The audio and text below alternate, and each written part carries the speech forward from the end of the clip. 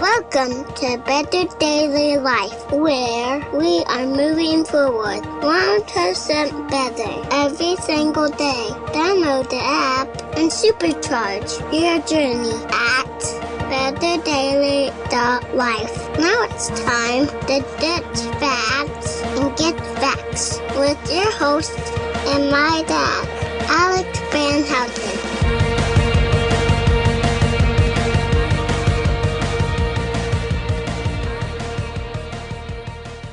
What is up, Betterment family? This is Alex Van Houten in Better Daily Live. Happy Wednesday. It is Wild Wednesday, and on Wild Wednesday, we do what we want, and we shout out to celebrate our Better Daily family, and I'm excited to bring you guys some wins today before I get to my shout outs and to the content that I'm going to share with you guys today. I did want to say happy 19th day of the Faithful 40 Challenge. We are just finishing the grit phase of the Faithful 40 Challenge, and tomorrow begins the growth phase.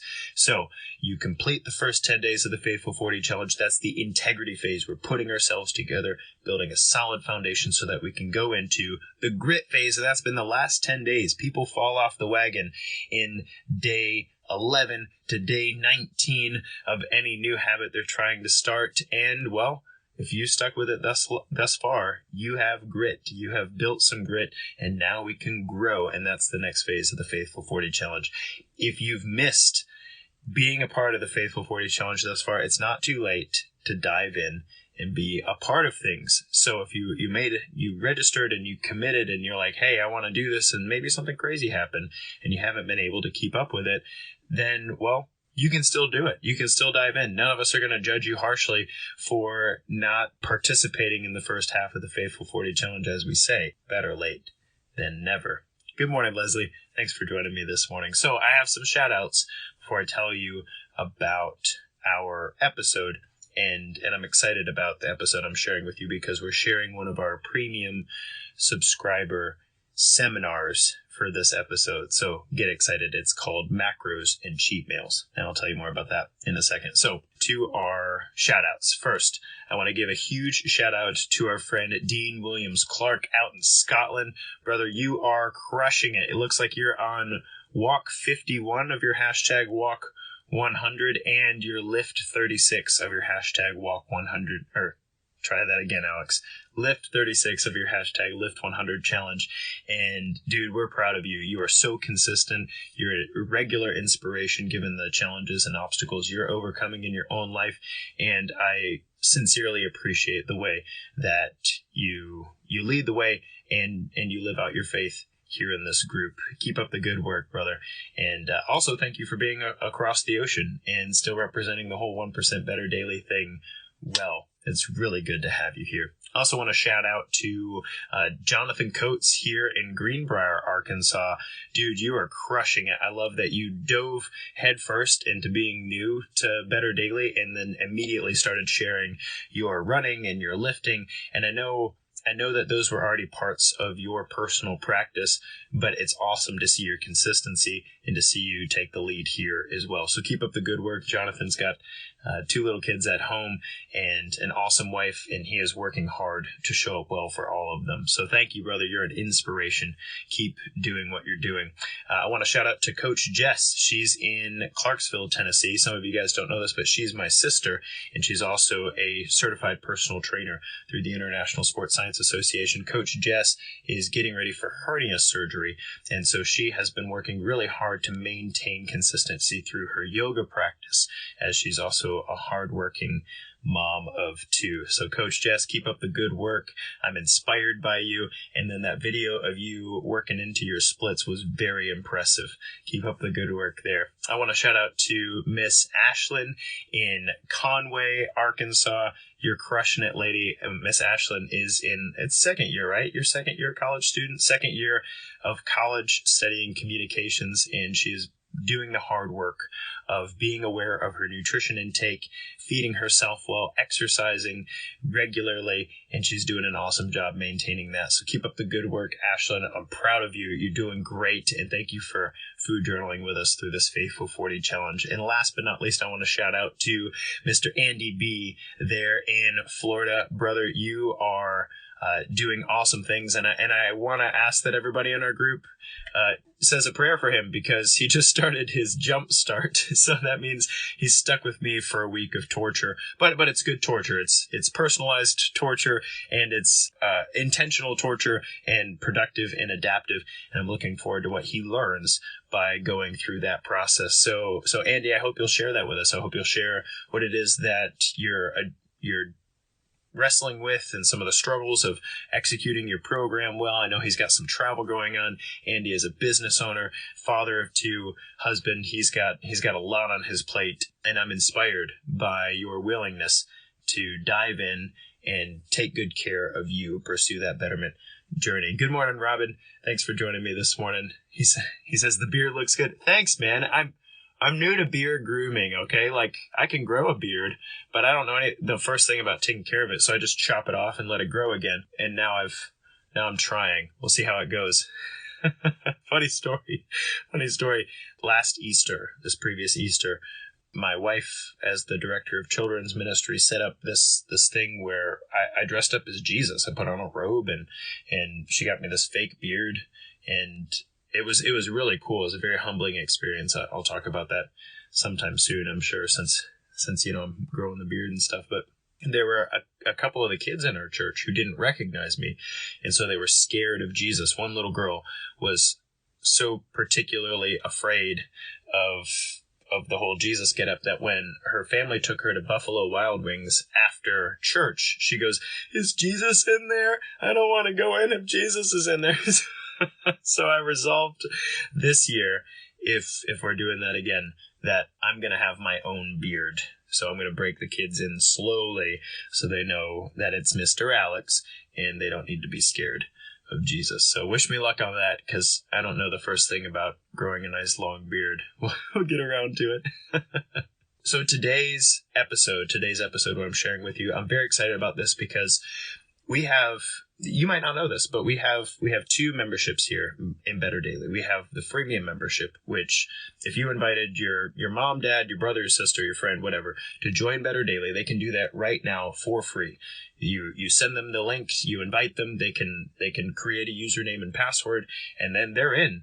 They can be connected and follow. They can be a part of our challenges, our Run 100, our Faithful 40 challenge. They can scroll through our connect and commit feeds and get information there. And there are also resources that if they click through the app, they can find things like starter workout programs and that sort of thing. So we have a freemium membership, and with that freemium membership comes some freemium seminars and workshops that we've done. I want to say our Growing Ultimate Mindsets workshop, Getting Better Sleep workshop, all of those exist here in the app for them. And then we have a premium membership. And the premium membership, we have been building resources for the past 2 years that are premium, are helpful to our members. Things like meal plans or workout programs that you can print out and bring to the gym with you, whether you're in the garage gym setting or the large gym setting. You can be like, hey, what's that movement? And you can scan it with your phone, and it'll give you a video walkthrough of what that exercise means, and you can follow those programs. We have those. We also have some premium seminars and workshops like this one, the one I'm sharing with you, Cheat Meals and Macros. So yesterday for Nutrition Tip Tuesday, I walked you guys through how to calculate the percentage of proteins, fats, and carbohydrates in certain foods. And we walked through the math of it. I know. Math can be kind of boring, but I hope it was helpful to you to see those numbers laid out and to understand where they come from and how we calculate what percentage of carbohydrates are in this food versus proteins in this food. And you can see why it could be confusing, since the grams and percentages don't always line up very well. So the seminar I'm sharing with you, the seminar that I'll post the link to here, that is normally only open to our premium subscribers, that this seminar is a walkthrough of, one, how to use macronutrient logging in your nutrition journaling and in your nutrition practice to improve yourself, to experiment and become better over time. But also we dive into this idea of cheat meals, quote unquote cheat meals. And we talk through the psychology of it. We talk through some of the ways that you should look at that differently, perhaps, because, well, on your 1% better journey, it's important that everything is integrated. I don't want to ruin it for you, but there's a problem with cheating, quote unquote, on yourself. There's a problem with that. If you in your macronutrient journey can make your meals that you eat for pleasure, for instance, if you can make that a part of the plan, then there is no cheating necessary, right?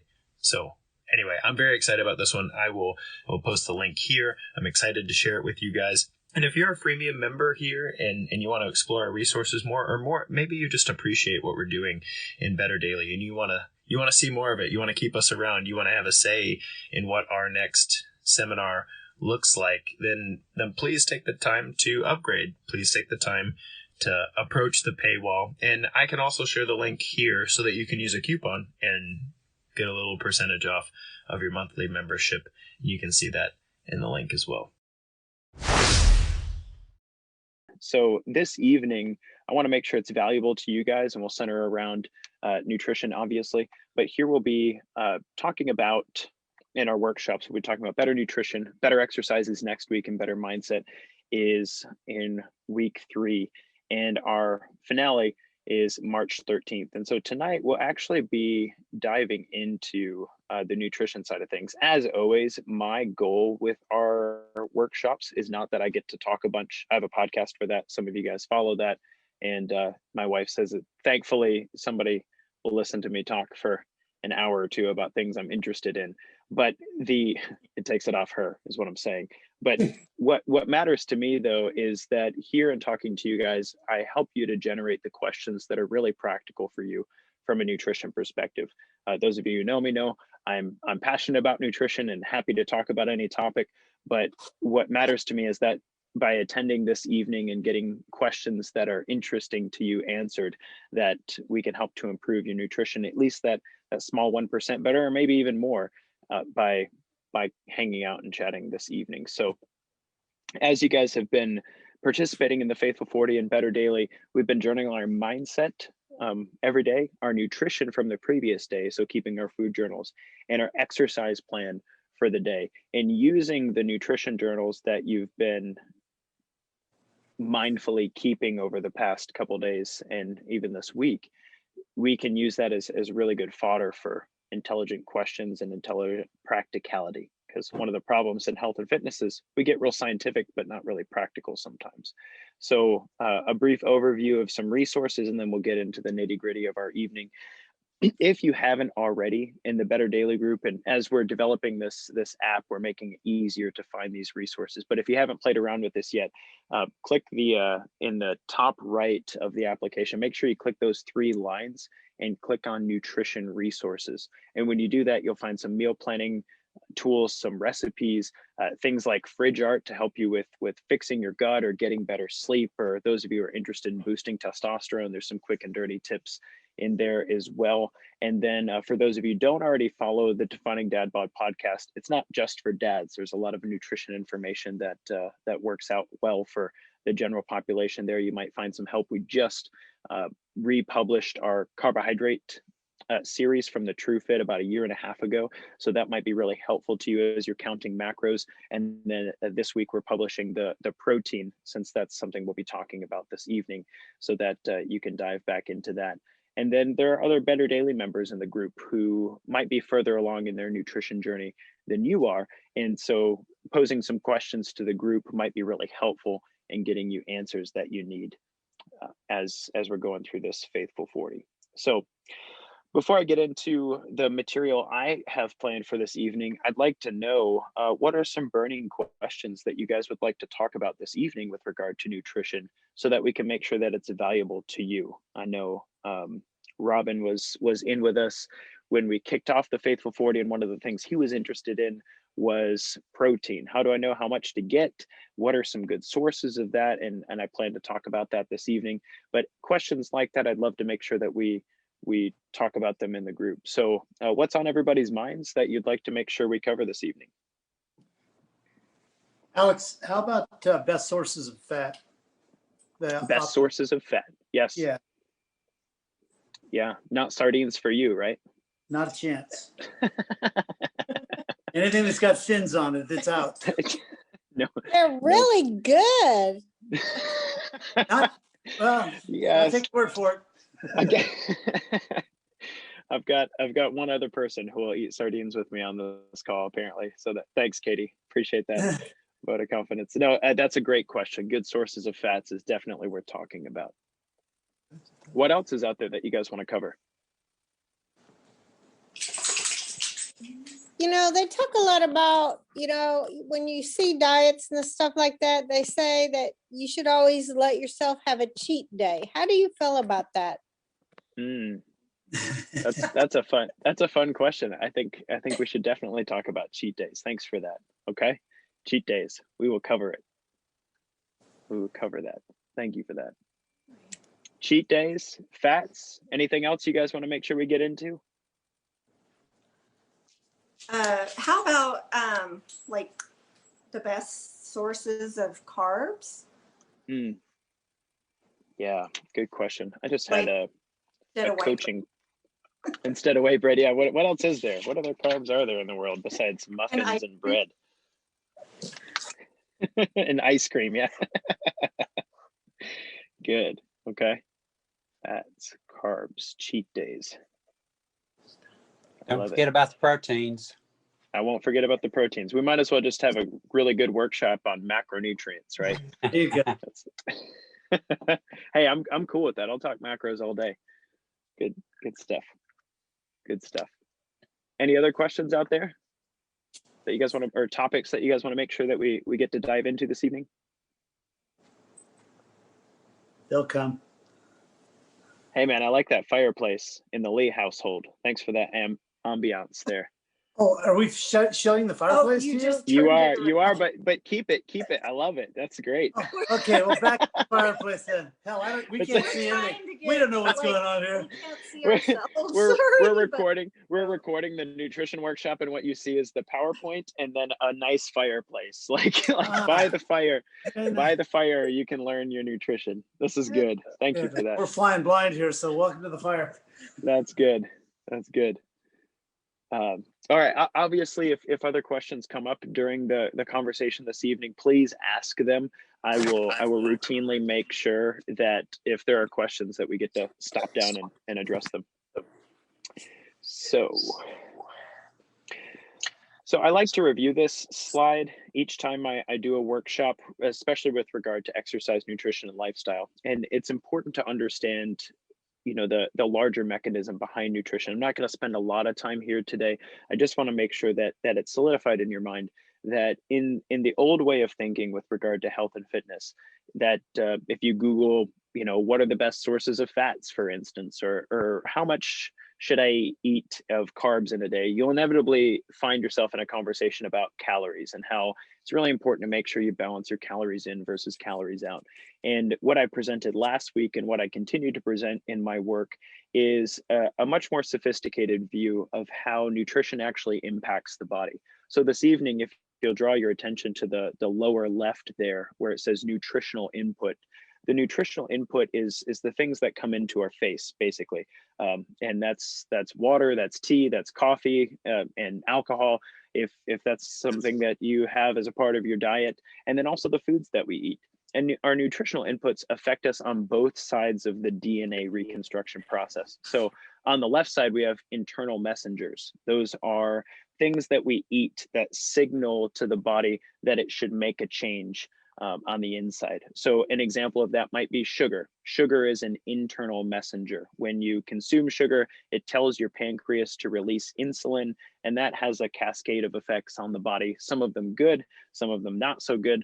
especially given a particular athletic condition. And so your nutritional input can affect those internal messengers and then downline your hormones and neurotransmitters. Additionally, nutrition can be an external messenger all by itself. Alcohol is a very good example of an external messenger. So ethanol actually has an effect in our bloodstream until it's metabolized in the liver, and then also has a few other effects during its metabolism that can affect our hormones downstream as well. And then last but not least, on the left side of the DNA there, our nutritional input can affect our microbiome. So every time you're feeding yourself, you're also feeding all the little bugs in your gut. And when I say gut, we really mean small and large intestine, not necessarily your stomach. Those are the place where many bacteria reside currently in you. And when you eat things, those bacteria have to break them down into their constituent parts in order for you to actually absorb them into your body. And so your nutritional input's not just feeding you, it's also feeding your bacterial colonies. And Lisa's question about carbohydrates is very relevant to the microbiome conversation, because there are carbohydrates that we could call good carbs that feed good bacteria, and there are carbohydrates that we could call bad carbs that aren't feeding bacteria that you really want to keep around. And so that we'll get into that in a bit.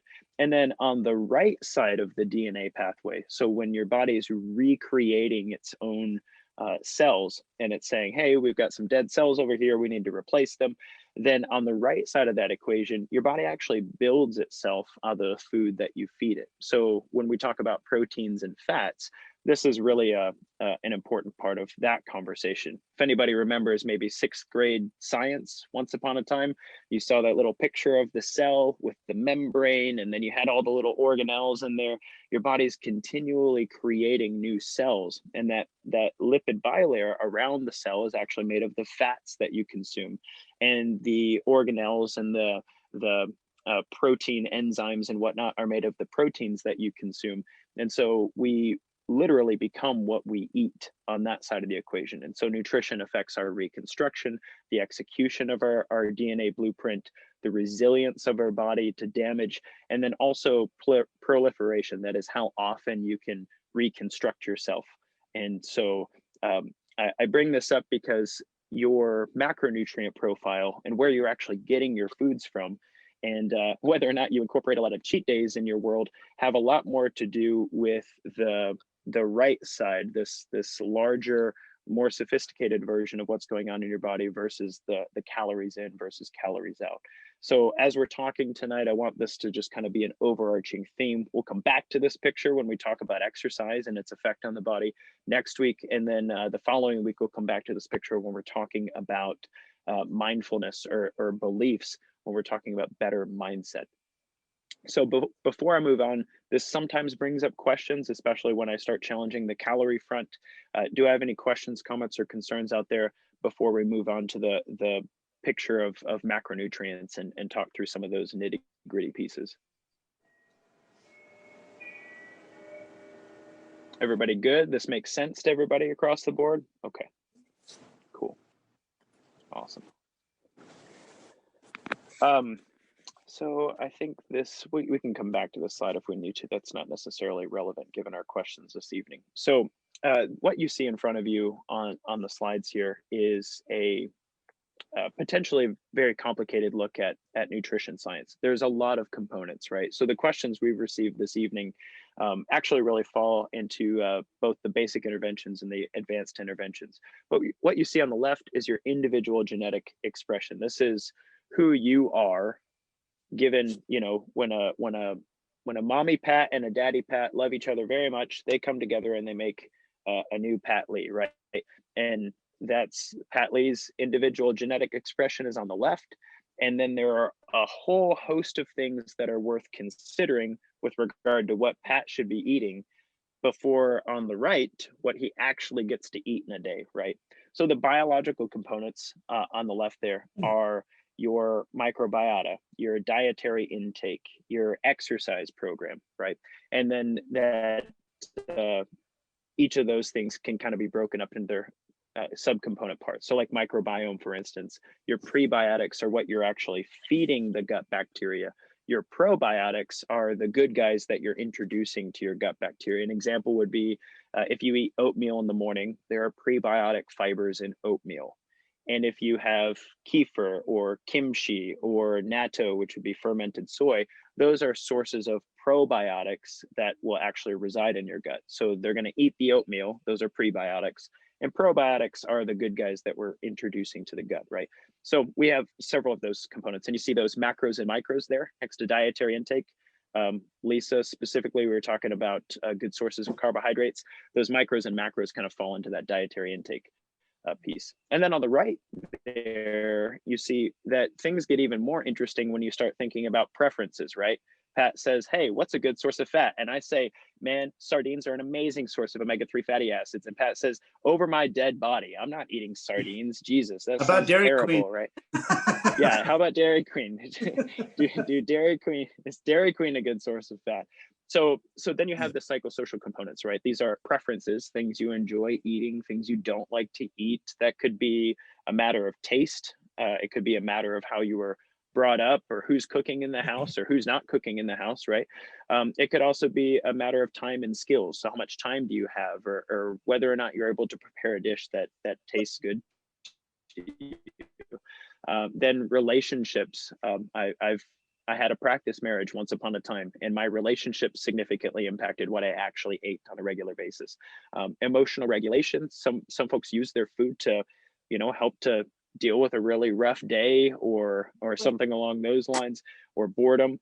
Budget. Some of the things we talk about might not fit everybody's budget. So, and then similarly, current health. I'm working with a client who I would have loved for him to be able to eat more carbohydrates about a year ago, but he had to get more insulin sensitive via his pre-diabetic diagnosis before we could actually introduce carbohydrates again without any detriments. So there's a lot of components that comes into what you should and shouldn't eat in a day. And I think the most important thing that you can take away from our individual questions that we'll get here is that what works best for somebody else might not work best for you. And it's a matter of understanding kind of where you fall in that category. So that said, I think this is a really good place to address some of the questions that came up in the very beginning. So let's start with protein. I think that's an easy place to start because most of our macronutrient profiles are going to build on our protein. So Robin, if you wouldn't mind elaborating on your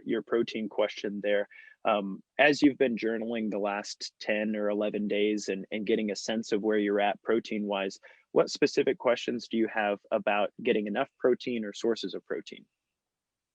Well, it's really both of them. What is the best thing to have to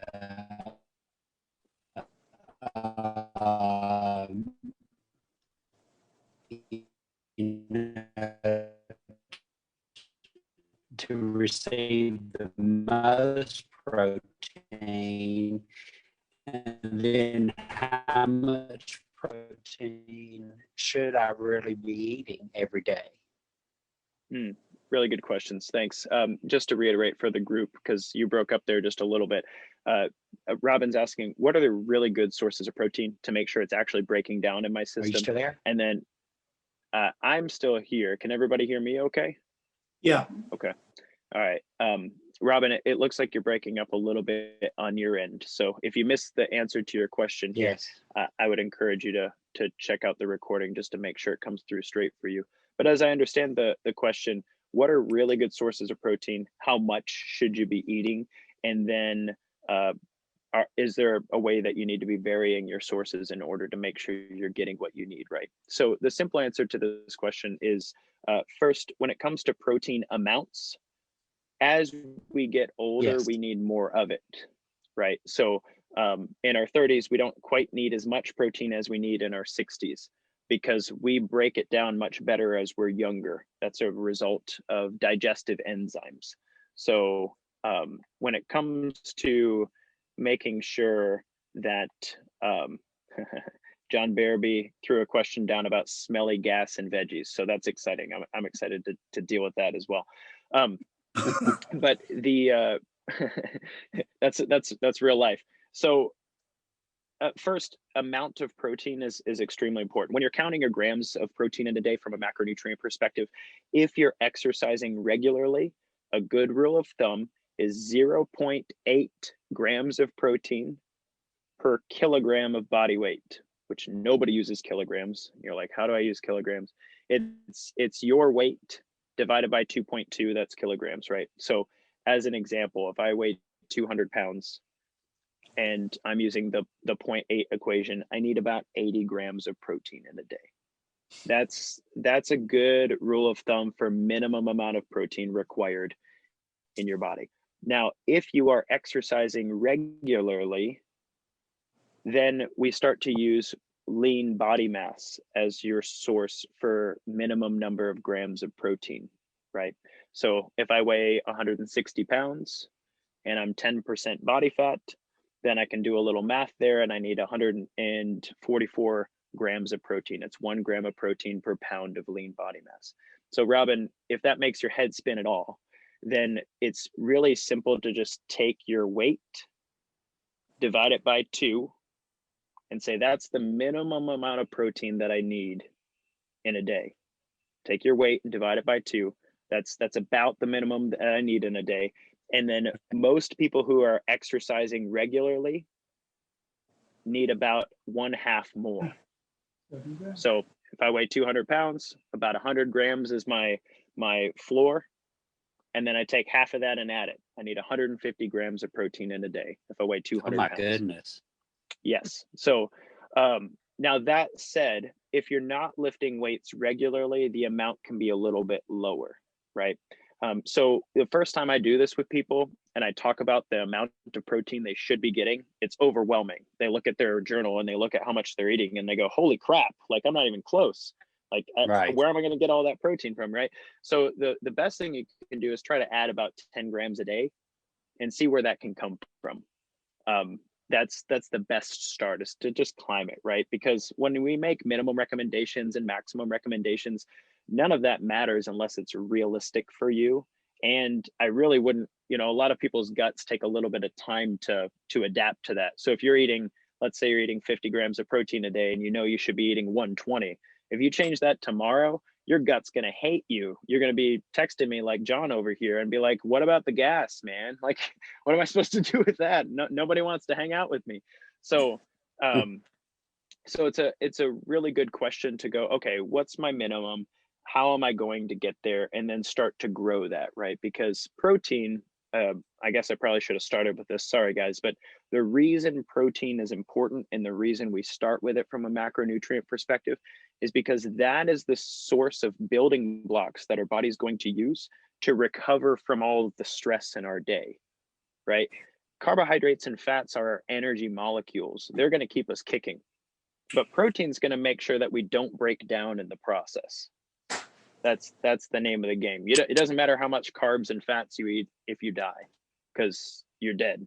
But protein's going to keep you kicking. Protein's going to keep the system continuing to rebuild itself. So I've said a lot of things there, Robin. Does the amount make sense? Does it make sense that, hey, I need to elevate this and I can do it a little bit at a time? And we'll talk about sources in just a second. Yes. Okay. It makes a whole lot more sense now. Thank you. Yeah, you got it, man. So from a source perspective, you really have several options here. I'm going to go with my easy ones first, because I find that people like easy. So from a protein perspective, my favorite recommendation is Greek yogurt. Do you eat Greek yogurt at all in your life? Yes. Right. Pat says he's got stock in the company. Yeah, he's a lot of it. buying Oikos stock. So the whey protein is a powerful source of not whey protein. Try again. Greek yogurt is a powerful source of protein because it's relatively inexpensive compared to other protein sources, and you can get it with different levels of fat in it. Like you can get fat-free Greek yogurt, which is basically just protein, and you can get full-fat Greek yogurt, which is a great source of good fats plus protein. And it's also a nice conduit for other superfoods, right? So if you add a little bit of local honey to it, or a little bit of cocoa powder or goji berry powder, or I like to add hemp hearts to mine for fiber and phytonutrients. Greek yogurt can be kind of like I call it, with Gabriel, I call it my big boy pudding. For those of you who don't know, Gabriel's my oldest. I say Dad's gonna have his big boy pudding, and that's, you know, Greek yogurt plus a few additives and stuff. So that's actually a really powerful way that you can add some good protein to your day without it being a big hurdle to cross, because it's simply, you know, adding a serving or two of Greek yogurt in a way that you enjoy eating it. How's that feel, Robin? Is that something you can roll with? Oh yeah, absolutely. That's awesome. Awesome. And then from a, you know, general perspective, if you don't have heart issues and whatnot, then eggs are a wonderful source of protein. And it's arguable that even if you do have heart issues, eggs can be a great source of protein. For those who are concerned about getting the cholesterol and whatnot, you can do the egg whites. They're pure protein themselves, but since most of the nutrients are actually in the yolk, one ninja but slightly frustrating thing you can do is eat egg whites one day and egg yolks the next day. I know that sounds crazy, but that will actually give you a nice dose of protein with no anti-nutrients in the yolks on the next day. So most of the clients that I work with generally start their day with eggs, and they do a really good job getting enough protein in their systems. And if that's not on the docket for you, or you would prefer a vegetarian source of protein, you can also do red lentils, but I don't find them nearly as tasty. Alex, Yeah, on the I egg, normally eat about 4 boiled eggs every day. Boom, nice. You and Katie would get along really well. She likes to start her day that way. Alex, what's that, Pat? Do you find the cholesterol, the cholesterol from the eggs is not something to be worried about? I mean, if you're not eating a day. That's a really good question. You know, two things about cholesterol here. First, our dietary cholesterol is only related to our blood cholesterol at a rate of about 10%. That's what most studies show on a large scale, which means if you ate 200 milligrams of cholesterol daily from eggs, or you had a large amount of cholesterol daily from eggs, that would only elevate your cholesterol about 10%, meaning about 20 points of your cholesterol could be attributed to your egg consumption at that point. Does that make sense? Yeah. So it's not a huge number. If you're somebody who's hanging out with like 320 as your total cholesterol number, then yeah, adding eggs to the equation probably isn't a good idea. We don't need to be elevating the cholesterol much higher than that. But if you're somebody who's kind of borderline, you're hanging out in the 180s, 190s, then eggs aren't going to be a big issue for you. And the second thing I would say about cholesterol, and I have to say this, I'm not a doctor, but the second thing that's important to consider about cholesterol is that your HDL, high density lipoprotein, versus your total cholesterol number is a much better indicator of how healthy your cholesterol number is versus your actual total cholesterol number. So if you're hanging out at a 70 for your HDL and a 180 for your total cholesterol, then your HDL to total cholesterol ratio is above a 4, which is amazing, right? Whereas, you know, some folks are hanging out in their 20s or 30s for their HDL cholesterol with a total cholesterol of 200.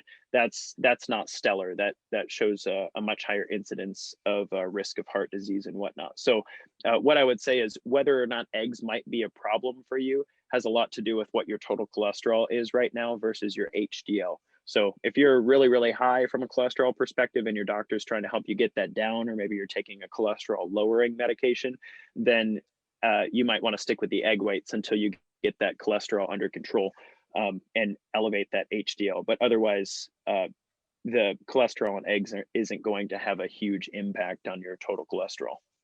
Okay, thank you. Yeah, you got it.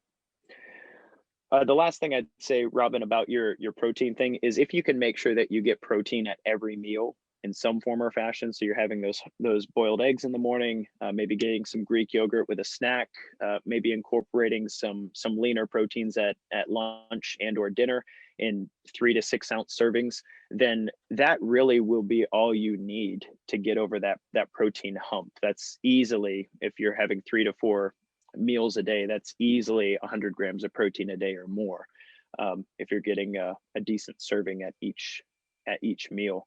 I feel like I've said a lot here.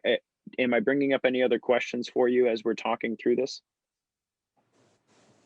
No, I understand. I got it. It's okay. It's a whole lot different than what I'm doing now. So this okay. is really good, really good.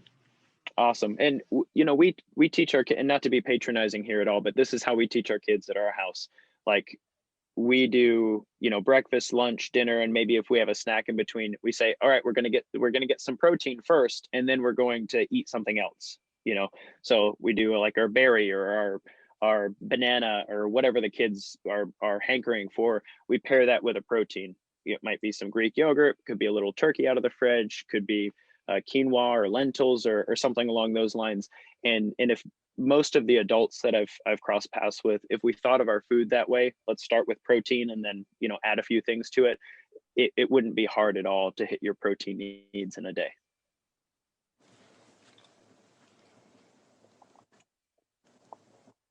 Good question. Any other questions out there before I switch gears and talk a little bit about carbohydrates and fats?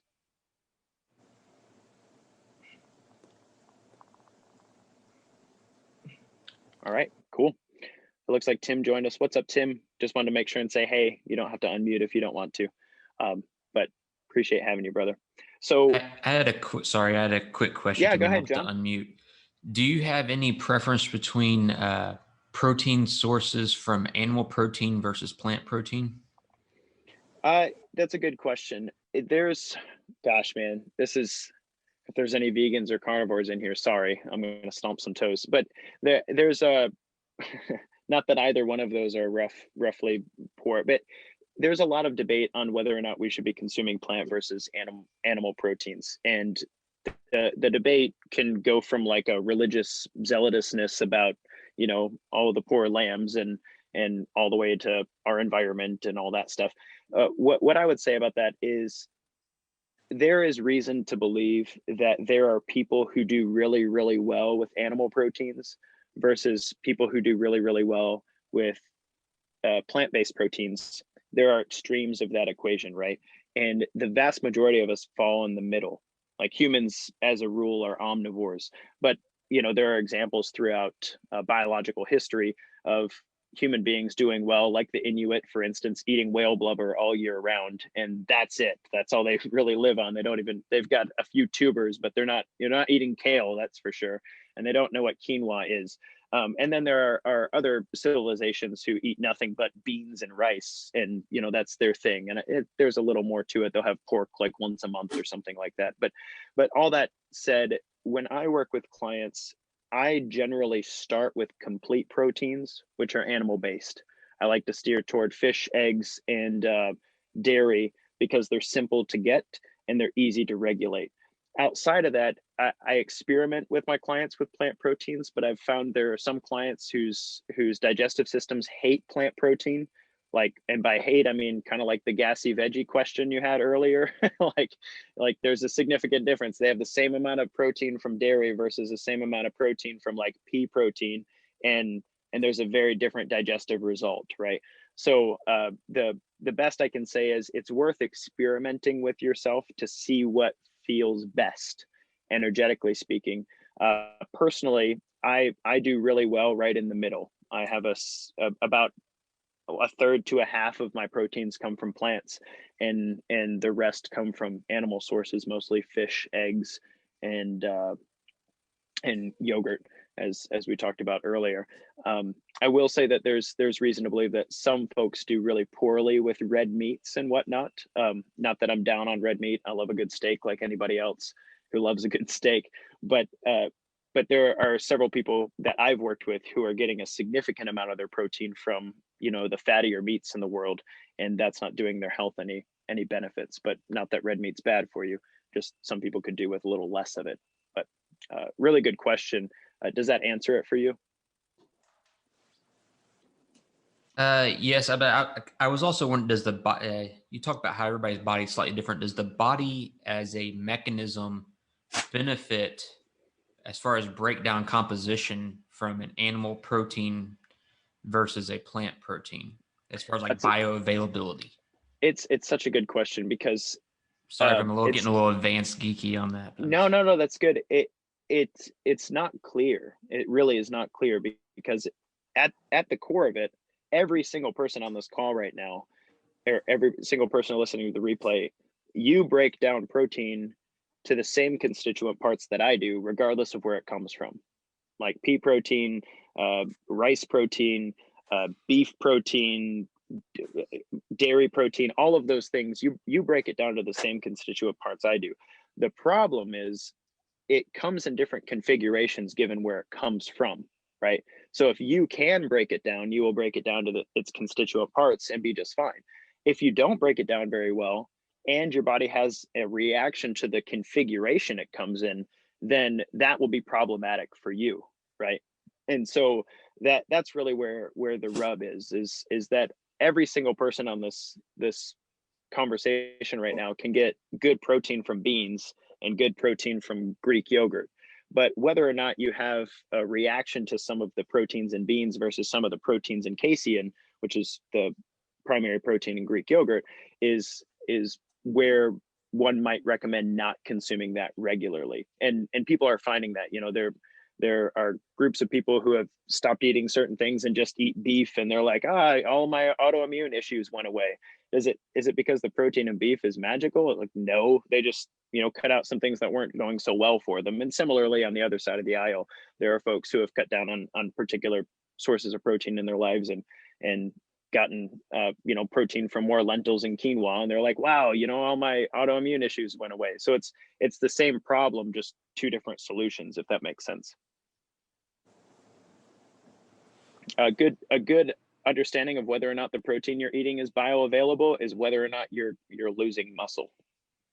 So really good understanding on that front. And there are other ways you can track inflammation, but if you're I'm a good example of somebody who shouldn't go vegan. I was vegan for 8 weeks and I lost 8 pounds, and it was not very good. I don't have 8 pounds to lose, or at least not the good kind. So no vegan for me. I did it with a dietitian helping me too. So it wasn't that I did it stupidly. It just wasn't for me. Yeah, exactly. And you noted there, the gut microbiome could have a part to play in that as well. So maybe it's genetic, maybe it's microbiome. I wish the scientific community knew, but we don't. We just know that some people seem to do really well one way and some people not so well. Very good question. I don't mind getting in the weeds, John, you know. Are you guys okay to move on to carbohydrates? Sure. Is that good? Okay. So that kind of brings me to the next slide, which isn't that different, except generally I think of macronutrient periodization as an advanced thing. So carbs and fats are energy molecules, right? Carbohydrates are only energy molecules. Our body only uses them for energy. Their other kind of secondary job in the body is to feed our gut microbiome. The bugs in your gut really enjoy eating on, you've heard get enough fiber. That's the idea is, you know, the starches that are able to make it through your stomach and end up in your large intestine could feed other bugs in your gut that are trying to do good things, right? A good example of that is a bacteria that produces something called L-butyrate. L-butyrate is a short chain fatty acid that can promote healing in the large intestine. But L-butyrate is only created from resistant starches, which are sources of fiber. I've had people eat green bananas before. I know that sounds really weird and they taste like grass, but the green bananas, before they ripen, they do have a resistant starch in them. Or cold potatoes, after you've cooked a potato and refrigerated again. This is something that marathon runners have been doing for a long time to get compound starches in their systems. This was before the advent of maltodextrin, the little goos in the packets and stuff. They were using them to run long races on cold potatoes. But your gut bacteria can create L-butyrate from resistant starches. So all that to say, carbohydrates generally are used in the body for energy if everything's working well, and they can feed gut bacteria. Fats, on the other hand, can also be used as energy, but the fats in the body are also used to create things like hormones or like cell membranes, or the vast majority of every single person on this call, your brain is made of mostly fat and water. So we all have fat heads. You heard it here, folks. No matter how fit you are, you have a fat brain. And so that's good. So, and you don't want a skinny brain, that's Alzheimer's, and that's bad for everybody. So that said, when we talk about carbohydrates and fats, it's important to understand what they do in the body, and then how to know how much you should eat of them and what sources, right? Generally, here's my rule of thumb. Fats have no oxygen. Wait. Yeah, there we go. Fats have no oxygen in them.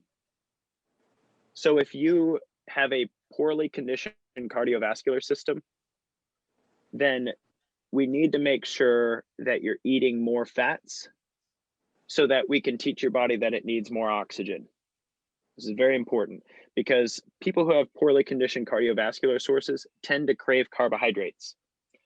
Why? Well, carbohydrates have oxygen built right into them, and oxygen is required to release ATP. That's the energy molecule in the actual food component itself. And so if there is no oxygen, there is no ATP.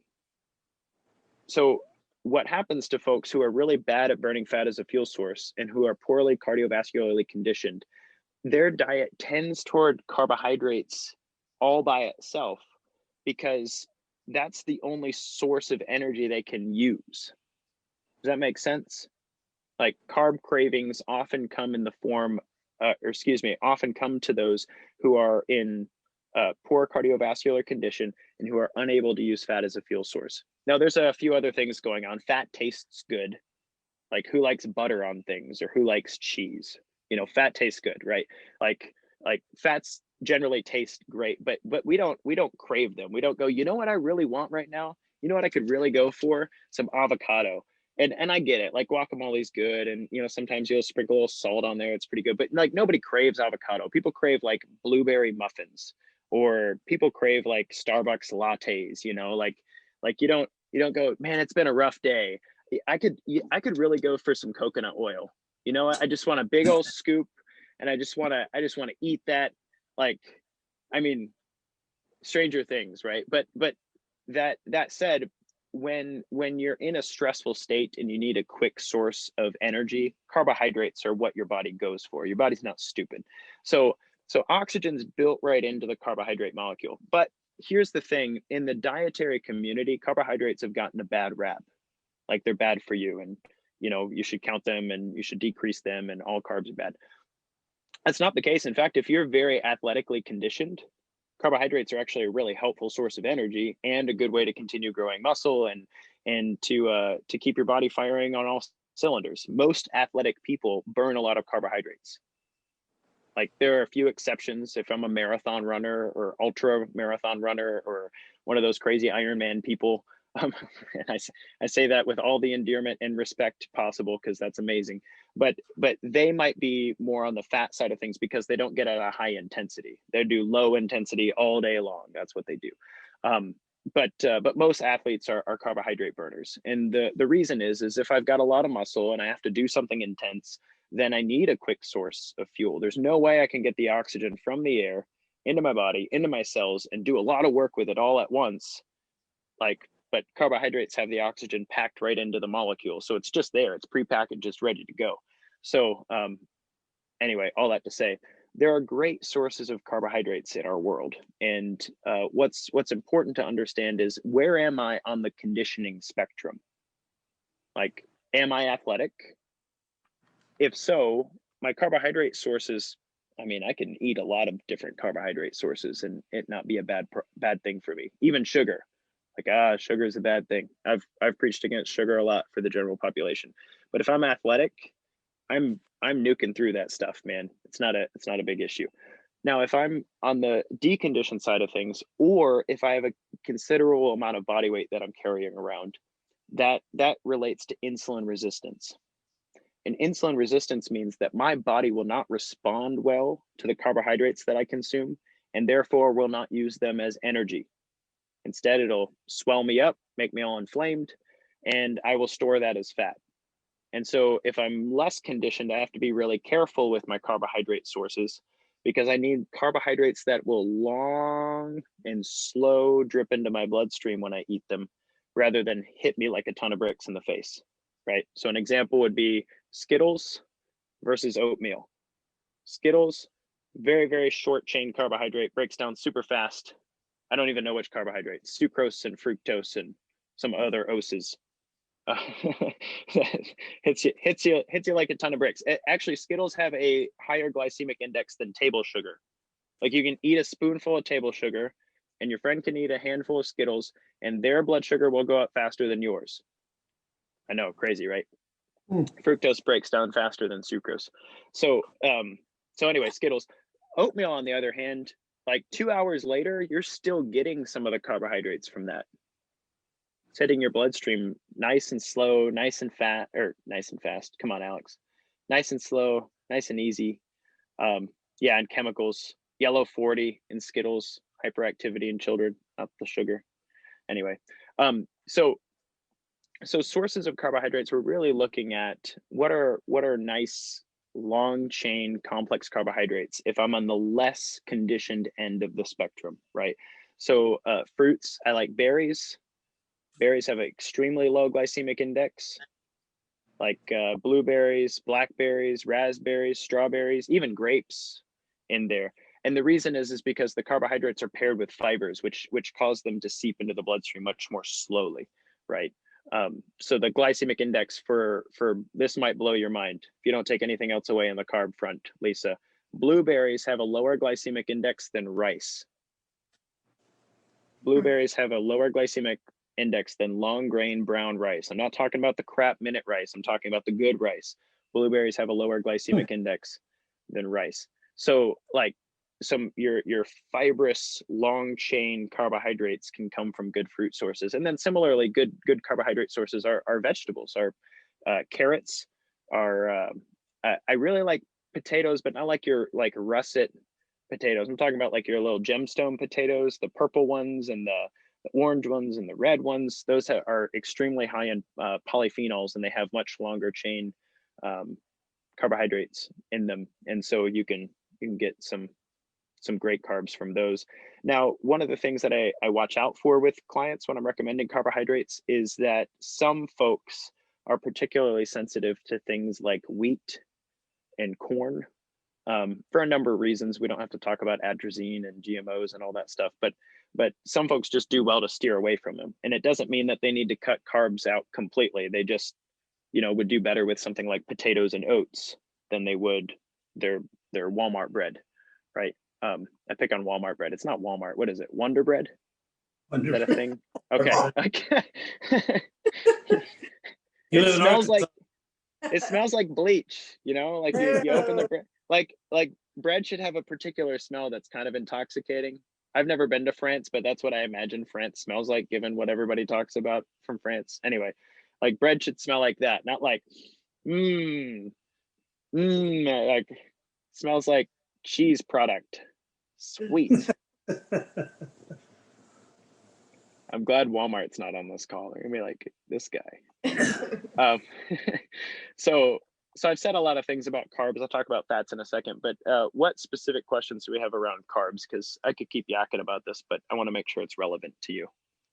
I mean, I like what you said about the potatoes by trying the smaller ones and the red ones. That's good to know. Also, like we have brown rice sometimes. I mean, I try to not have as much like brown rice or pasta, but we do have whole wheat pasta if we have pasta. So. Yeah, and that's really tasty. When I was growing up, we did like a stir fry, and I was a kid, so I had small glycogen stores and stuff, which means I needed more carbs in a day. And my mom would make a big giant plate of rice, and she would throw on the veggies and the meats and stuff on top of that. And so like the foundation of my plate was carbohydrates, and then the rest was veggies and proteins. When you're a kid without any insulin issues, that makes sense. But when you're an adult and you're not getting 30,000 steps in a day, because what am I doing? I don't know. I like to do this. This is like my 5-year-old's life all day long. He's just dancing around. Like that's plate of rice plus veggies plus protein, because he's just like, he needs all the oxygen built into the molecules he can get, right? Like he needs all the carbs, but we don't. And so when you eat that, as an adult, I've had to learn carbs are a side. They come on the side of the stir fry. Like I got my little mound of rice here, and then I have my veggies, and then I have my protein on top of it, right? Like, and the same thing goes with spaghetti, and the same thing like, I mean, name anything. Like, carbs used to be the main course for me as a child, but as an adult, unless you're on the gain train over the summer and working out 2 hours a day, like, you don't need, like, that doesn't need to be the foundation of the meal. So that's a mental shift that really helps folks, is think of your carbohydrate sources being on the side and good, your potatoes, your rice, your whole grain pasta, right? Your veggies are a bigger portion of the plate compared to carbs. And then your proteins need to be at least as big as the carb portion, if not larger. Okay. And I'd say that like I'm like orchestrating your meal. That's generally, from a macronutrient perspective, that'll work out well. Right. Okay, great, thanks. At what point in life does the quantity of carbs decrease? Everybody knows this, they just don't say it. It's the point in life where all of a sudden your gut doesn't look the same as it used to. Like, that's the point at which carbs need to decrease. And that's generally associated with the stress of real life and sleep deprivation and lack of exercise and stuff. But it actually has to do with growth hormone. So when you stop growing, like when you've reached your maximum height and you're, about the amount of muscle you're going to have, then you stop requiring so much short-term energy, right? So our kids, not only are they bouncing around, but they're also growing. Their bodies are also growing bones and growing muscle tissue. And like, Bennett, my youngest, he's 2, right? Like, he's going to cut himself on something or run his head into something, and then he's going to heal overnight. That same bruise would take me literally a week, and it doesn't get any better as we get older, right? Because every cell in his body is just turning over so fast. He's creating new cells all the time. And that is powered by carbohydrates. Like, they're just nuking through it, right? So anyway, good question. Basically, when we stop growing and we're adulting now. We've got the stress of the household and sleep deprivation and all the things. Really good question, but it has a lot to do with growth hormone, John. Any other questions about carbs out there before I talk a bit about fats, and then make sure that I dive into cheat meals so that I can preach just a little bit more?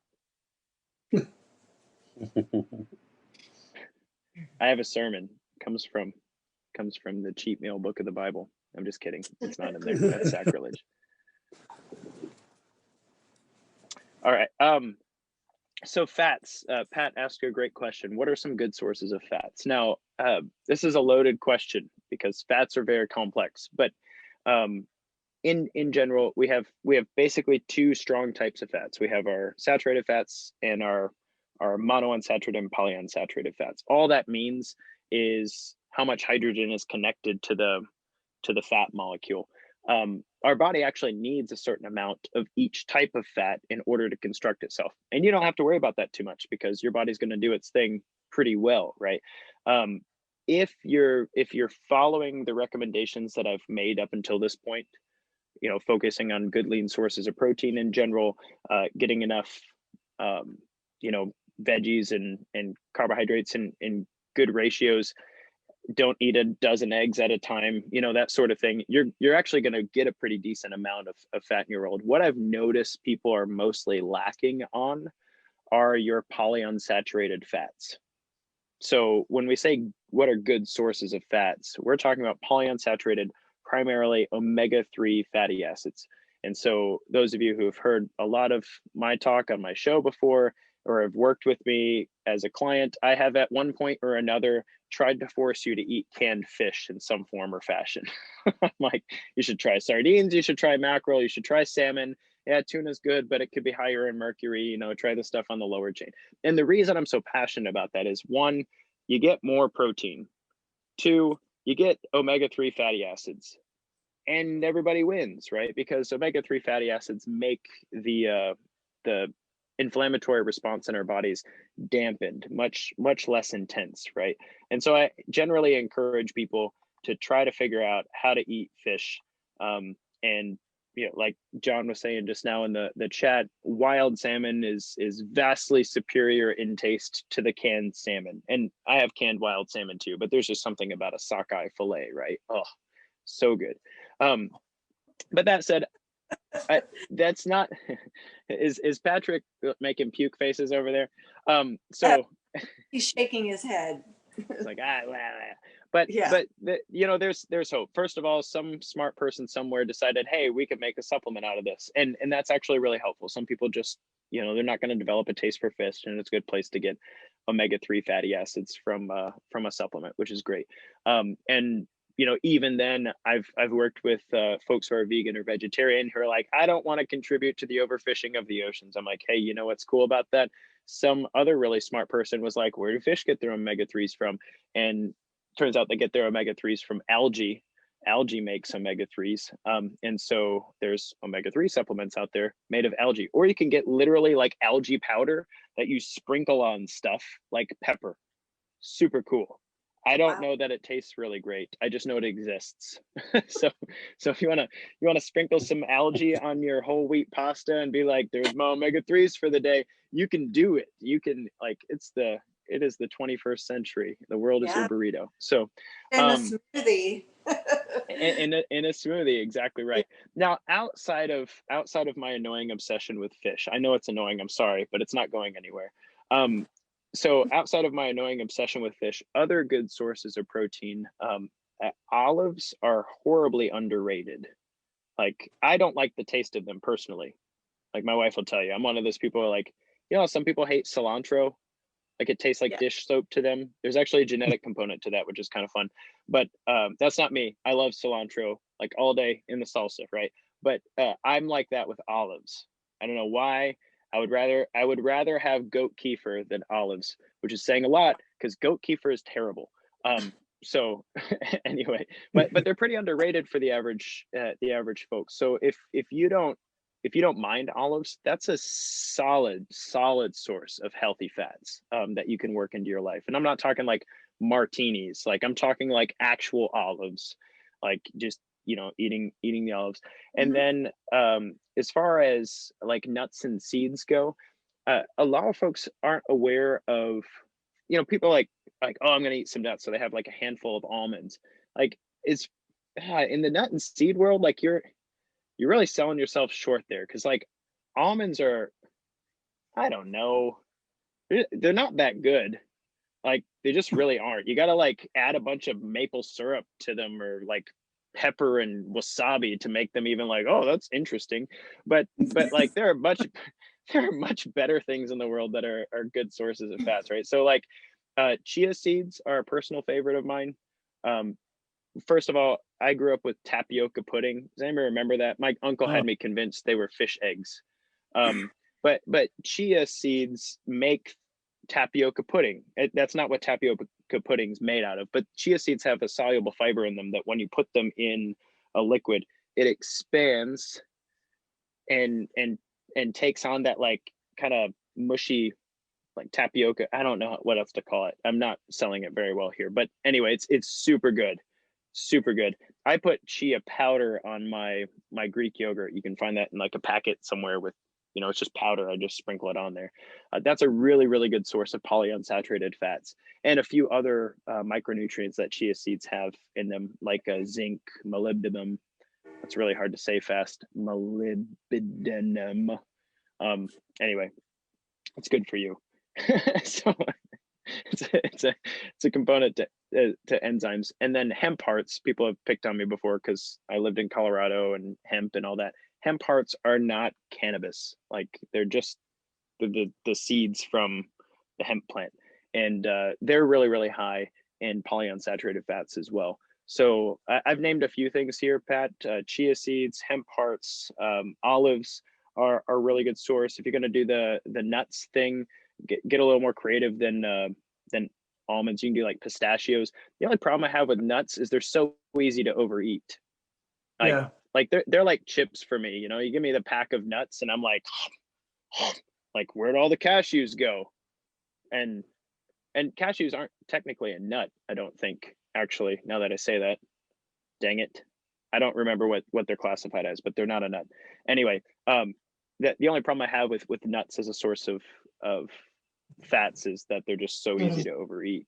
But and then the eggs that you're eating regularly have great fats in them, great source of healthy saturated fats with some good soluble vitamins in them. And that's all that's coming to mind at the moment. How about avocados?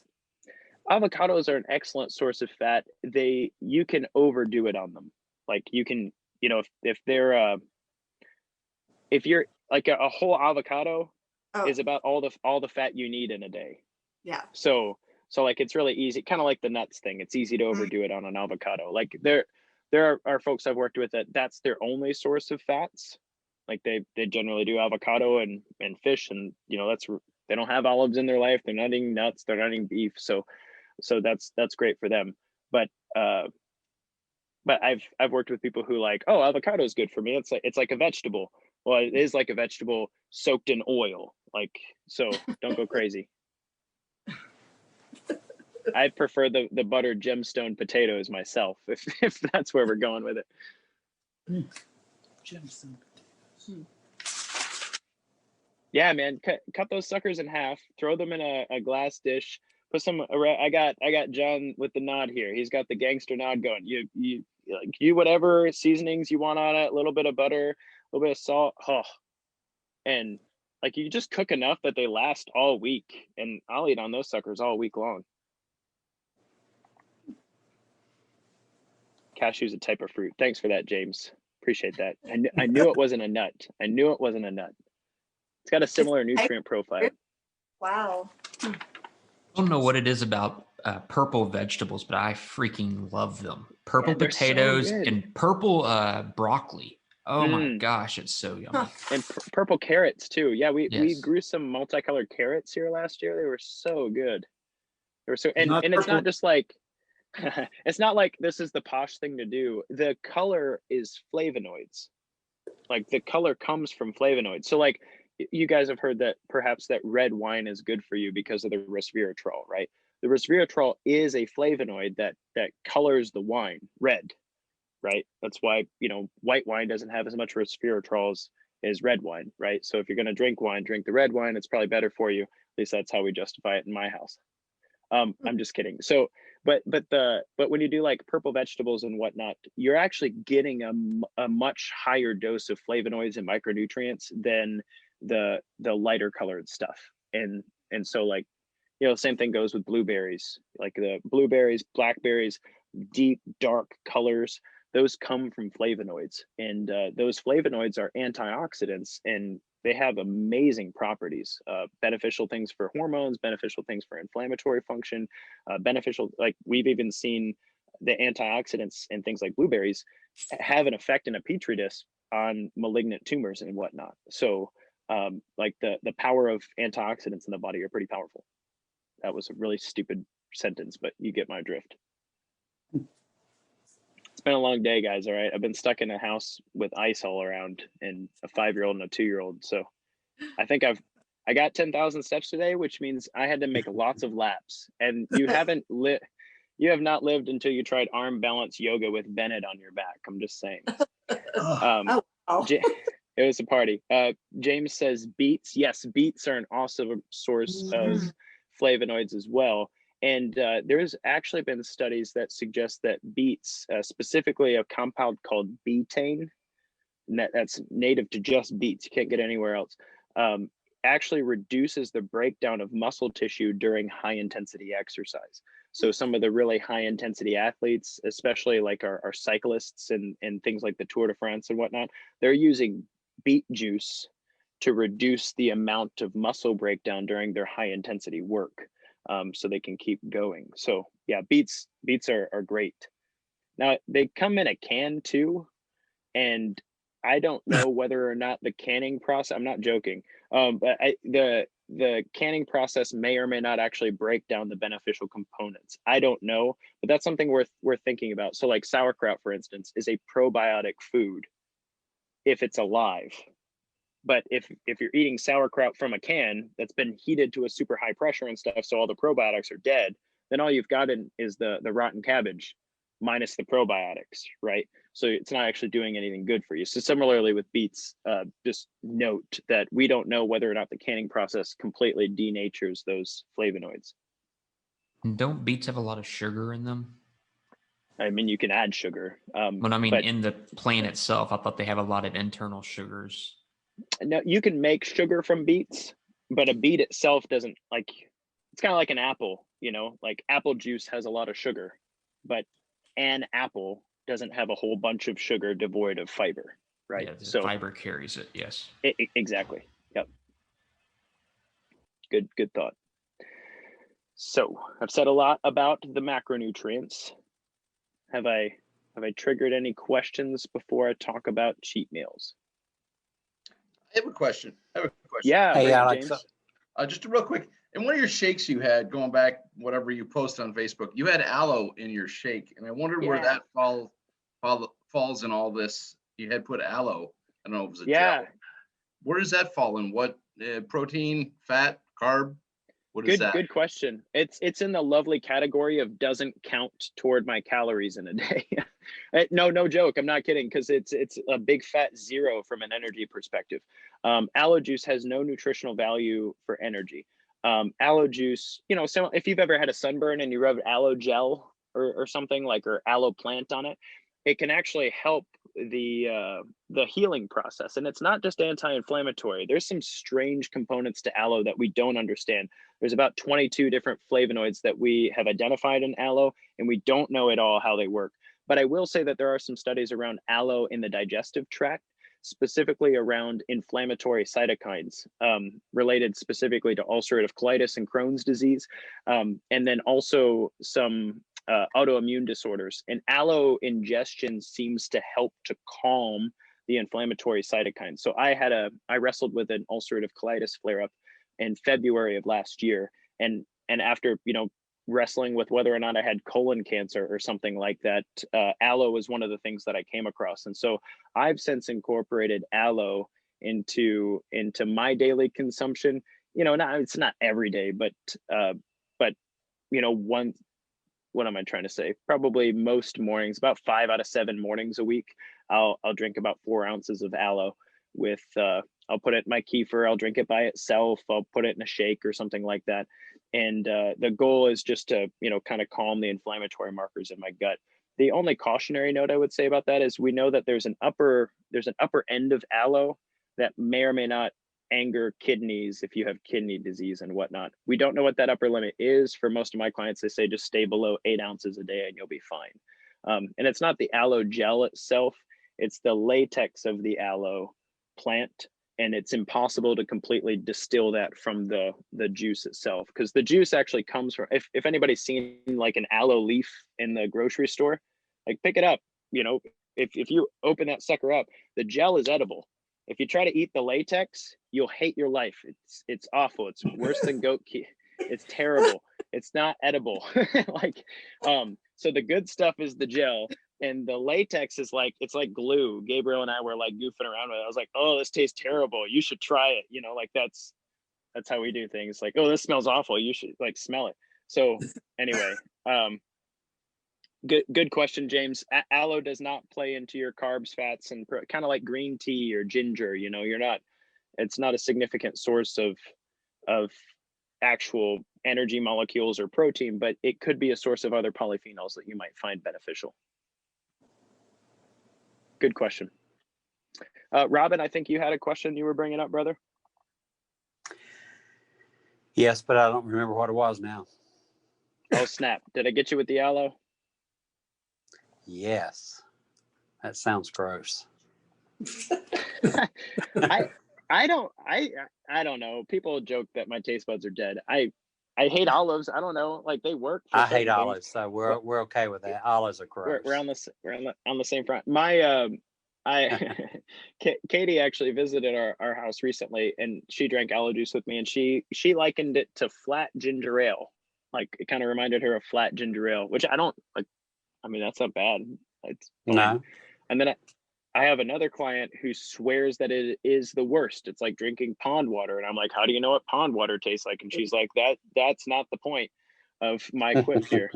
So I guess to each their own, but it is, this doesn't help sell it either. Here in our Walmart, you can find aloe juice near the stool softener. Has nothing to do with stool softening. I don't know why it's over there. Makes no sense. I'm going to chalk it up to Podunk USA, not knowing where aloe juice goes. But so I don't know where they keep it in your grocery store if you want to give it a shot. But it's not expensive, and you know, it's easy to try. And if it makes your digestive system happy, then why not? I don't know. Once you've woken up at 3 a.m. and I'll leave out some of the details, in excruciating pain, you'll try anything once. Yeah, I've got Crohn's, so that is oh something shoot, no one's ever told me. Yeah, man, aloe. You need to connect with me after this. I have some magic to share with you. Okay. I don't know if it'll fix everything for you, but it can definitely help.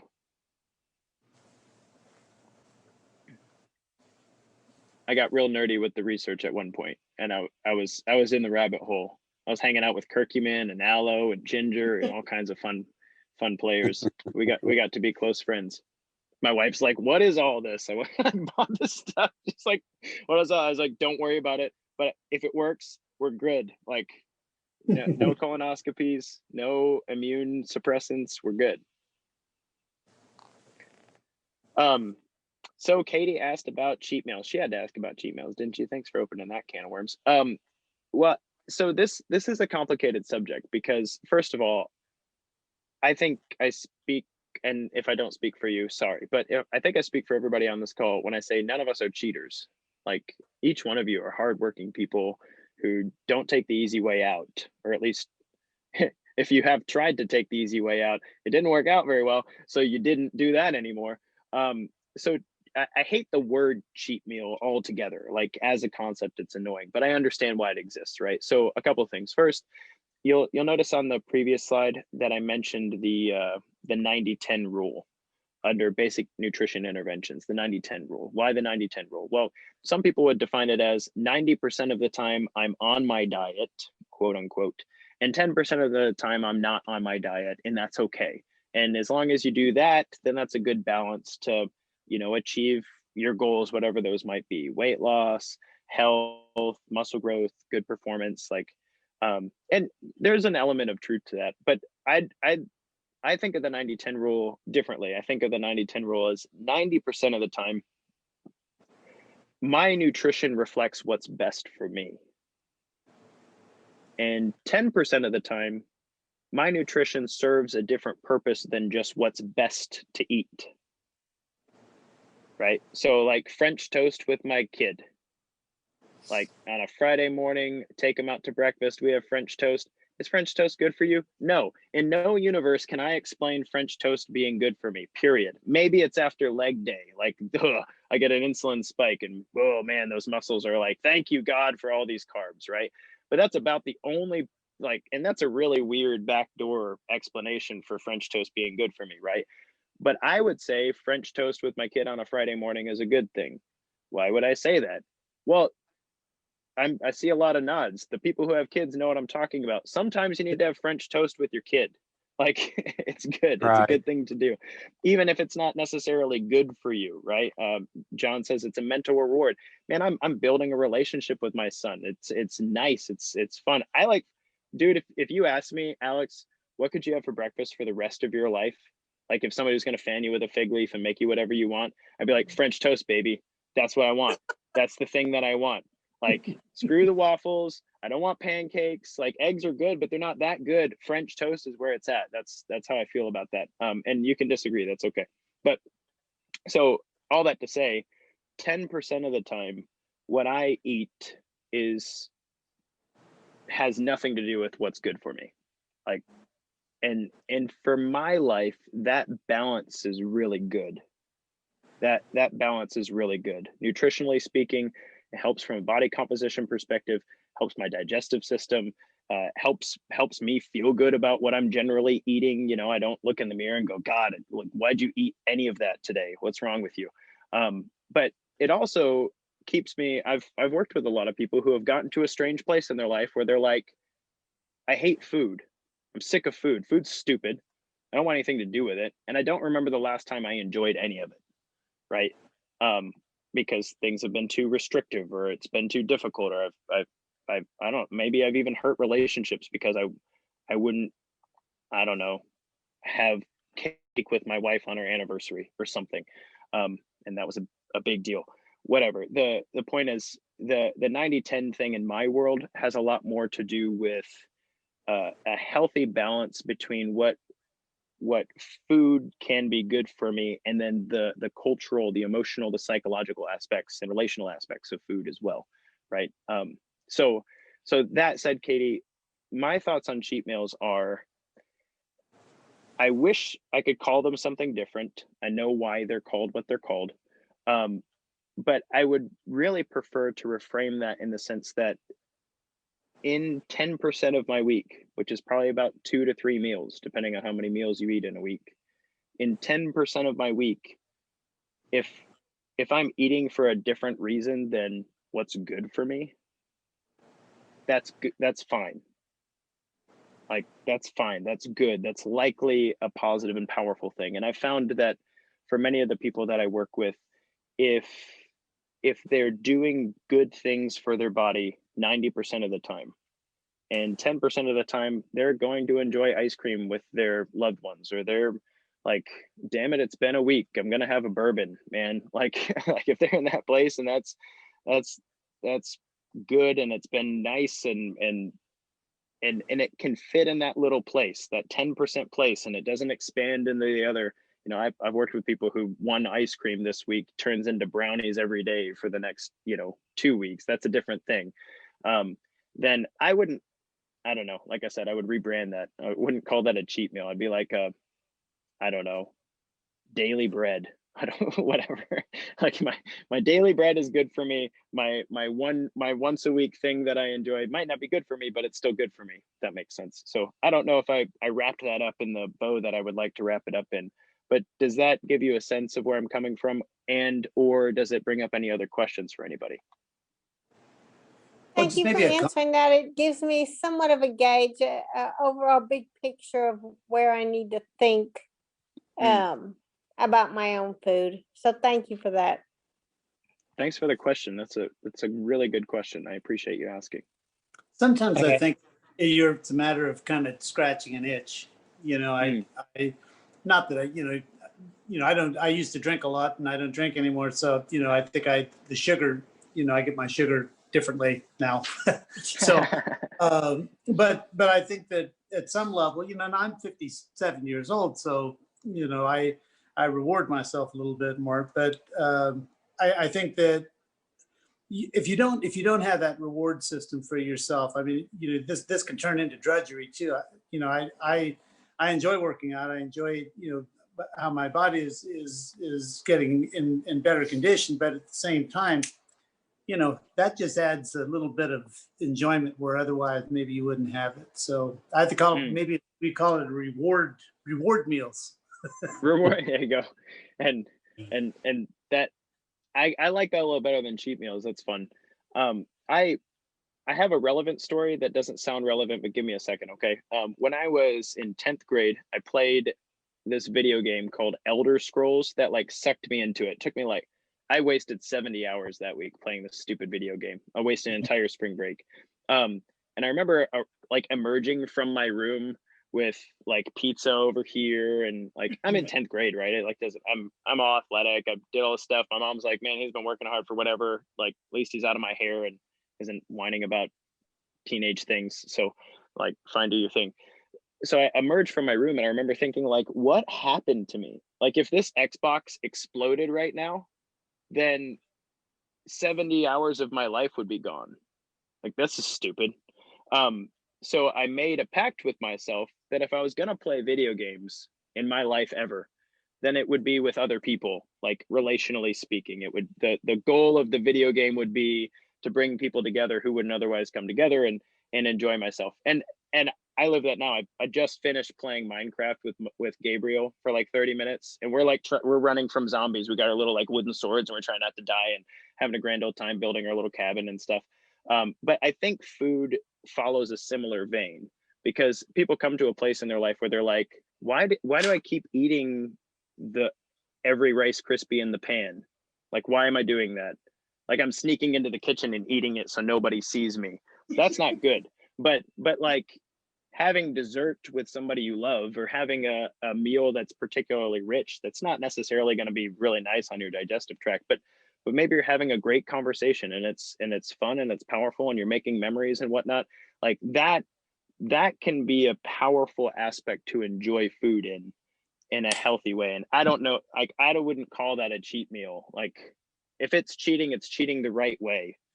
Like, but there's a different aspect where it's like, you know, it's not necessarily a cheat. It's more like, I'm not me right now. This isn't who I want to be, and the food's owning me, if that makes sense. The video game owned me for 70 hours, and that's not good. I know we're kind of, you know, broaching the psychological there, but it is a very psychological thing to think through. Like, there's a thing that doesn't fit. Paul says it in Romans, "Oh, wretched man that I am, that which I do not want to do, I do, and that which I want to do, I don't." And That's you don't right. have to be you don't have to be religious to know what that means. Like, you're like, what am I doing? Like, what's happening to me here? So I really appreciate the question, because it's a deep question. It's a deep question about how your nutrition lines up. What lines of meaning does it serve in your world, and how do you balance those things? And it's not an easy question, and I think each person has to find their balance in there. Tim Sample says, how can you gauge moderation in a cheat meal? I find that I can blow a week's worth of work in one bad meal. That's a really good question. And kind of wrapped up in there is like, what does it mean to blow a week's worth of work, right? Because some people can gain like 7 pounds in one meal. And it's not 7 pounds of food. Like I can eat a lot. I've never eaten 7 pounds of food. Maybe there's some people who have eaten 7 pounds of, like Kobayashi ate like 130 hot dogs at one time. That just sounds gross. Anyway, like in 3 minutes, he was just shoving them down. I don't even know where they were going, but that it's a good question, because when you have made the decision that I'm going to eat something that's not necessarily good for me, but it's good for me, right? It's not necessarily good for my body, my goals and whatnot. It doesn't really serve all of those purposes, but it serves a purpose, mentally speaking, that's important to me, whether it's a relationship or whether it's, you know what, hey man, like sometimes a man needs Chipotle in his life. So as far as that goes, if you can, it's such a good question, because kind of the like, I go to French toast with my kid, and I'm not like measuring my syrup. I'm just like, I'm gonna put syrup on my French toast. Like that's how it's gonna go. And if that one piece doesn't have enough syrup on it, more syrup's going on that piece of French toast, because some French toast just absorbs the syrup, and that's good French toast. So Tim, I think that when you're talking about moderating this meal, a couple things come to mind. The first thing that comes to mind is it's super important that after the meal, that you get right back to your groove, right? Because for many people, one meal becomes a day or two. You know, oh, I had this at that meal, so I'm going to eat this, and this. It doesn't even matter, you know. I saw this in a client's food journal. He hasn't had soda and this is actively one of his goals, not to drink soda. He doesn't want it in his life and all that stuff. He hasn't had soda. He hasn't had XYZ. There's been a bunch of stuff. And then he had a road trip, and he, at the gas station, had his soda like right in his face. He's like, oh, I'm going to have that. And that turned into 2 double quarter pounders with cheese. And the next morning was like a sausage McMuffin. And I know like being on a road trip is hard, but he has not had fast food in like 3 months. And I mean, he doesn't need to beat himself up about this, but the soda was like the gateway to all of the stuff. So make up your mind that I'm going to have a meal and enjoy it, and that's the end of it. Like, there doesn't need to be an after party. I don't need to wake up in a ditch. Like, it's there it is. You know, I had my meal and it was good, and I enjoyed it and it was wonderful. And now I'm getting on with what's good for me. Right. And So yeah. The second thing I would say about that is don't set yourself up for failure. Okay. Because some people will, if they're gonna, let's say I know that I'm going to go enjoy a really rich dinner. Don't starve yourself all day to save your calories, and then you're hungry and like wanting to eat everything but the kitchen sink, and then you're just like, whoa, just going to town, you know, because you're hungry. So don't set yourself up for failure that way. And I'd say the last thing I'd say is, on the other end of things, you can set yourself up for success in a different direction. If you know that today is going to be a heavy cheat meal day, then today also needs to be your heavy workout day. Set your body up to be in a position to use that extra energy well. And I mean, that's true evolutionarily speaking. If I was going to eat a mammoth, that would be after all day of tracking it down and, you know, dragging it back to camp, which is a lot of work, by the way. I haven't killed a mammoth, but I hear it's tough. So like make your your cheat meal a workout day cheat meal. Like, you did legs today, you did some heavy interval cardio, maybe you did a 2-a-day today. I'm not saying you need to earn your cheat meal, but if you're looking to reduce the impact of that meal on your entire week, then that would work really well for you. So don't set yourself up for failure. Don't like fast until the meal or something. Work out that day hard enough that you're in a good state of recovery, and then make sure that you get right back on the horse afterward. Because if your meal, I think I said all this stuff to come right back here and say, Katie, I think the big thing with the cheat meal is if I've planned it, it's not a cheat. Like, it's part of the plan. If I'm like, hey, I'm going to have this meal and it's going to be enjoyable, and then tomorrow I'm going to go back to normal, my good default, that's good for me, then it's not a cheat. It's part of the plan. It's like when the professor stands at the front of the class and is like, at the end of the test, I'm going to ask you a gimme question and give everybody 10 points, you know, like that was part of the plan. It's not a cheat that he handed you 10 points because your curve sucks. Anyway, that's a university reference. I keep dreaming about college. That's another conversation for another time. It's on my head. So really good question, Tim. Does that help, man? I feel like I said a lot, and I want to make sure that it was meaningful or helpful. You know that. Okay, thumbs up, he says. Cool. Good questions. You know, one more note about that. Some folks, if you've been eating really well and then you eat, I don't know, not well, your body blows up like a balloon. Like your inflammatory markers are like, what was that? I don't even know. It's like, and it's not fat. Like you can't gain like 10 pounds of fat in a meal, you know, but you can, you know, you're 70% water already, plus or minus a few percent points. So adding 3 pounds of water is no big deal. Like most of us can add a few pounds of water.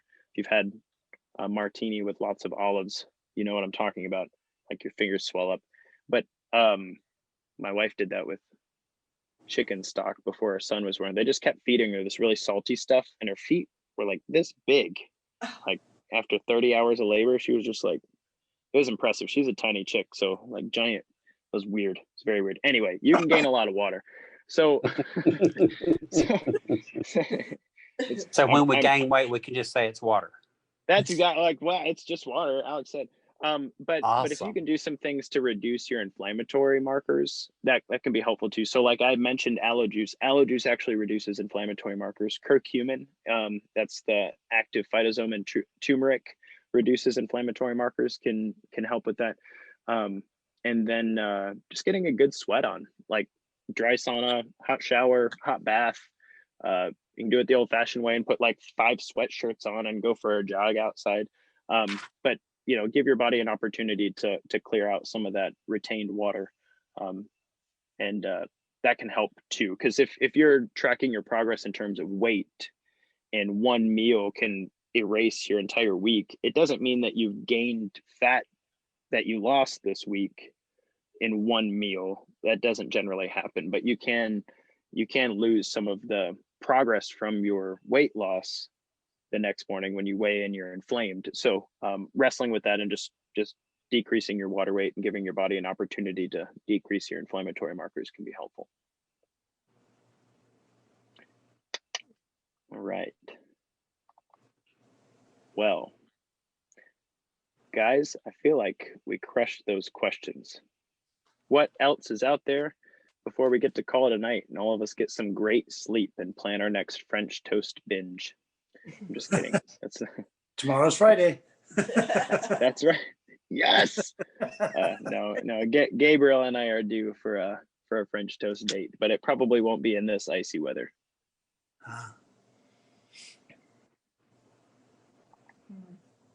Alex, I just want to thank you because I really got a lot out of tonight.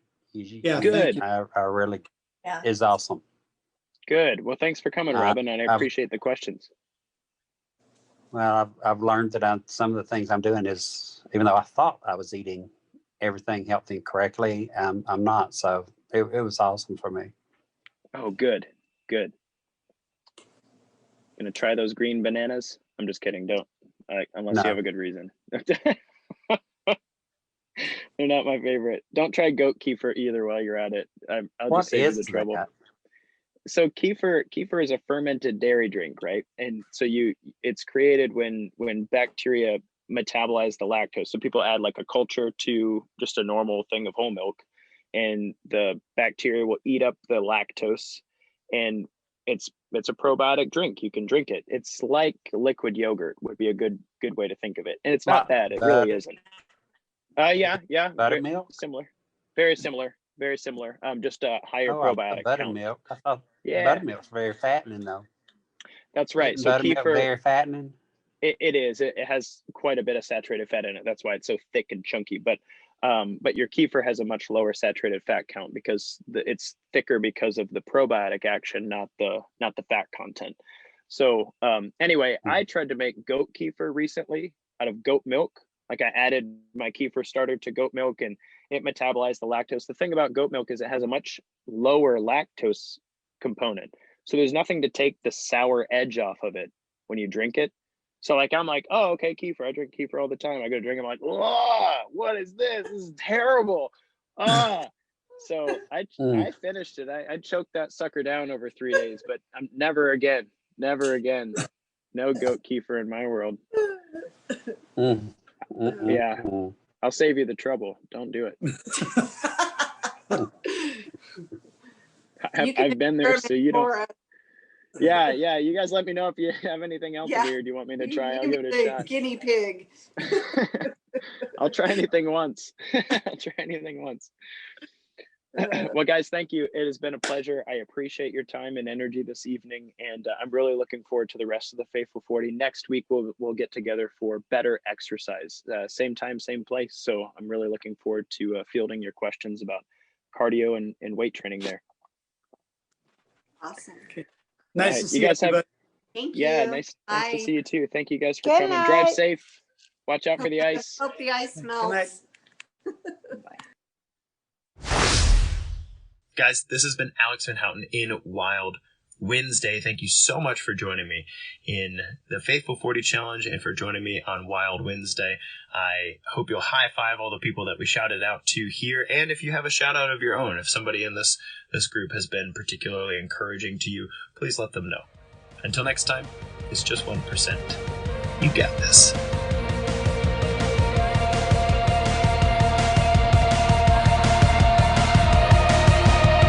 Thank you for joining us for your 1% better. Be you, just better, in mind, body, and spirit. Go to betterdaily.life, download our app, and check out our 5-star coaching resources. We all have a cross to carry. It's lighter when we do it together. Go to betterdaily.life today.